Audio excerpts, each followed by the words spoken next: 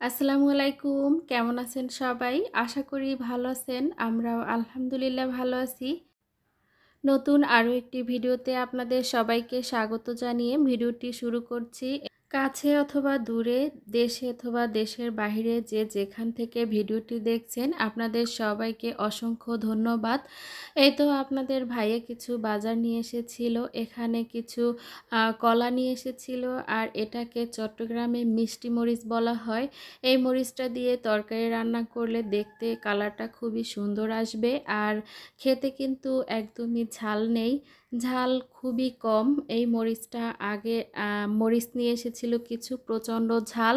ওই মরিচের সাথে করে তারপর মিশিয়ে নেব। আর এখানে কিছু আম নিয়ে এসেছিল।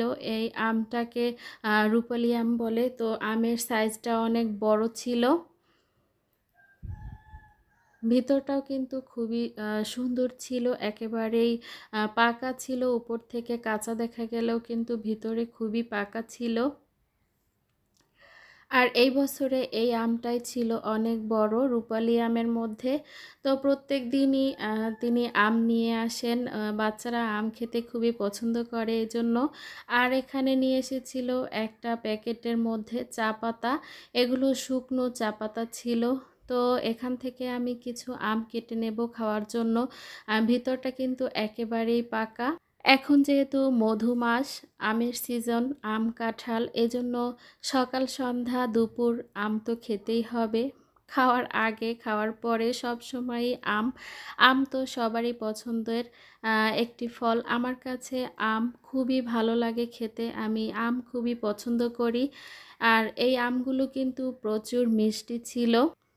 ৩ কেজি করে প্রত্যেক দিনই আম নিয়ে আসে। আর সন্ধ্যাবেলা যখন আসে তখন তাকে একটাও কেটে দিতে পারি না। সারাদিন ছেলেরা কাটবে আর খাবে। এটাই তাদের মানে সারাদিনই হাঁটবে আর খেতেই থাকবে। মেজো ছেলে তো সবসময় আমের জন্য মানে আ কি বলবো, আর অন্য কিছু খেতে চায় না। সারাক্ষণ শুধু আমই খায়। ও আম খেয়েই থাকে সারাটা দিন। ওর বাবা বলছিল ওকে নাকি অনেকগুলো আম একসাথে কিনে দেবে, আর ও বসে বসে খাবে। দেখবে ও কতগুলো আম খেতে পারে। এই তো কথা বলতে বলতে আমগুলো কেটে নিয়েছি। এখন আমরা সবাই বসে একসাথে খেয়ে নেব। আর আমাদের মতো আম খেতে কে কে বেশি পছন্দ করেন অবশ্যই কমেন্ট করে জানাবেন। তো খাওয়া দাওয়া শেষ করে এখন আমি দুপুরে রান্না করব। এজন্য একটা ফ্রাই প্যানের মধ্যে তেল দিয়ে দিলাম আর চুলোটা অন করে দিয়েছি। আর এই পাশটায়ও একটা ফ্রাই প্যানের মধ্যে কাঁচামরিচ, পেঁয়াজ, চিংড়ি মাছ সবগুলো একসাথে দিয়ে দিয়েছি। আর এখানে পরিমাণ মতো তেল দিয়ে এখন হালকা একটু ব্রাউন করে ভেজে নেব। আর এই দিকটায় আমি মাছ হলুদ আর লবণ দিয়ে মাখিয়ে রেখেছি। তেলটা গরম হলে আমি মাছগুলো সব এক এক করে দিয়ে দেব। আর এই দিকটায় হালকা করে আমি পেঁয়াজ, কাঁচামরিচ আর চিংড়ি মাছকে ভেজে নিয়েছি। এখন এর মধ্যে লবণ অ্যাড করে দেব স্বাদ মতো, আর একটু হলুদের গুঁড়া দিয়ে দেব হাফ চা চামচের মতো। এখন হালকা একটু নেড়েচেড়ে নেব, যাতে করে হলুদের কাঁচা গন্ধটা আর থাকে না। আর এইভাবে তেলের উপরে হলুদ দিলে কিন্তু সবজির কালারটা খুবই সুন্দর আসে। আর এইখানটায় আমি লাউ রান্না করব, এজন্য এখানে লাউ কেটে নিয়েছি। লাউটা আমি কড়াইয়ের মধ্যে দিয়ে দিলাম। আর এখন এই হলুদ, কাঁচামরিচ আর চিংড়ি মাছের সাথে ভালো করে মিশিয়ে নেব। হলুদটা পানি দিয়ে না কষালেও হয়। এইভাবে করে আর কি লাউ হলুদের মধ্যে দিয়ে কষিয়ে তারপরে আমি ঝোলটা দিয়ে দেই। এখন ঢাকনা দিয়ে ঢেকে রেখে দেব কিছুক্ষণ। আর এই পাশটায় মাছটাও আমি ভালো করে ভেজে নিয়েছি একটা সাইড। এখন ভালো করে উল্টে দেব। আর তেলটা পর্যাপ্ত পরিমাণে গরম করে মাছ তেলের মধ্যে দিলে কিন্তু একটা মাছও ভাঙে না। সবগুলো মাছই একেবারে গোটা থাকে, একটাও ভাঙে না। এই তো সবগুলো মাছই আমি উল্টে নিয়েছি।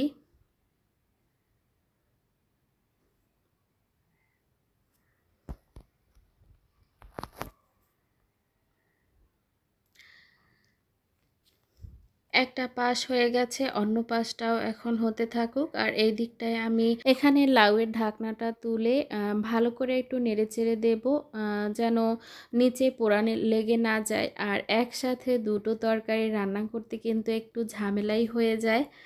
তো এই তো মাছগুলো এখানে ভেজে নিয়েছি। এখন এর মধ্যে রসুন বাটা আর পেঁয়াজ বাটা দিয়ে দিয়েছি। আমি কিন্তু ওইরকম পর্যাপ্ত পরিমাণে তেল কোনো শাকসবজিতে ব্যবহার করি না।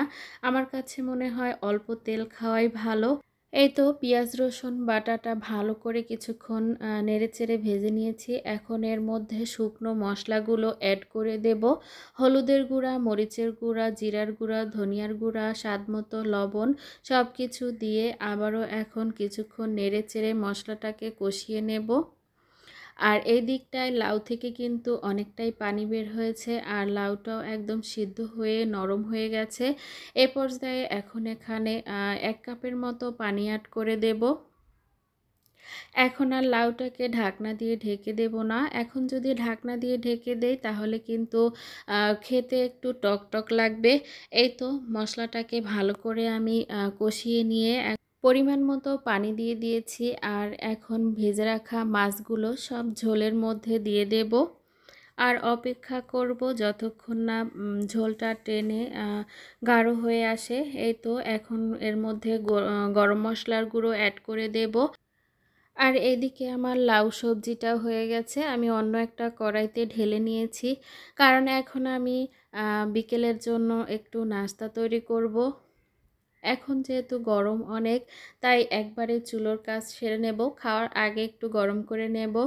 আমি এখানে বুট রান্না করব। প্রথমে এখানে আমি একটা কড়াইয়ের মধ্যে তেল দিয়ে তেলটাকে গরম করে কিছু শুকনো মরিচ দিয়ে ভেজে নিয়েছি। আর এর মধ্যে এখন পেঁয়াজ কুচি দিয়ে দিয়েছি। হালকা করে পেঁয়াজ কুচিটাকে ভেজে নেব। আর এখানে কিন্তু আমি গোটা গরম মশলাও দিয়ে দিয়েছি, এলাচ, দারুচিনি। আর এখানে একটা বড় সাইজের টমেটো কুচি দিয়ে দিয়েছি। আর একটু বড় বড় করে কাঁচামরিচ কুচি দিয়ে দিয়েছি। বাচ্চারা যখন খাবে দেখতে পেলেই ফেলে দিতে পারবে, এজন্য একটু বড় কুচি করে কেটে দিয়েছি। এই তো ভালো করে ভেজে নিয়ে এখন এর মধ্যে একটুখানি পানি অ্যাড করে দিয়ে এর মধ্যে আদা বাটা দিয়ে দিয়েছি, আর স্বাদমতো লবণ, হলুদের গুঁড়া, মরিচের গুঁড়া, জিরার গুঁড়া, ধনিয়ার গুঁড়া সব কিছু দিয়ে দিয়েছি। এখন ভালো করে মশলাটাকে নেড়েচেড়ে কষিয়ে নেব। আর বুটটা কিন্তু আমি আগেই সেদ্ধ করে ফ্রিজে রেখে দিয়েছিলাম, ওই বুটটাই আমি নামিয়ে রেখেছিলাম।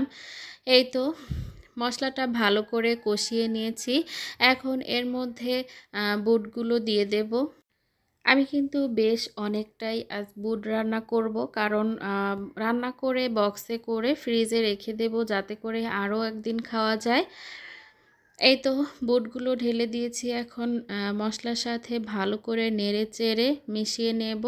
আর পানি দেব না, এখন ভালো করে একটু মিশিয়ে নিয়ে কষিয়ে নেব ভালো করে, যাতে করে বুটের সাথে মশলাগুলো একটু মিশে যায়। এই তো বুটটাকে ভালো করে আমি কষিয়ে নিয়েছি। এখন এর মধ্যে পানি অ্যাড করে দেব। একেবারেই কিন্তু শুকনো হয়ে গেছে কষাতে কষাতে। আর এর মধ্যে এখন পানি অ্যাড করে দেব।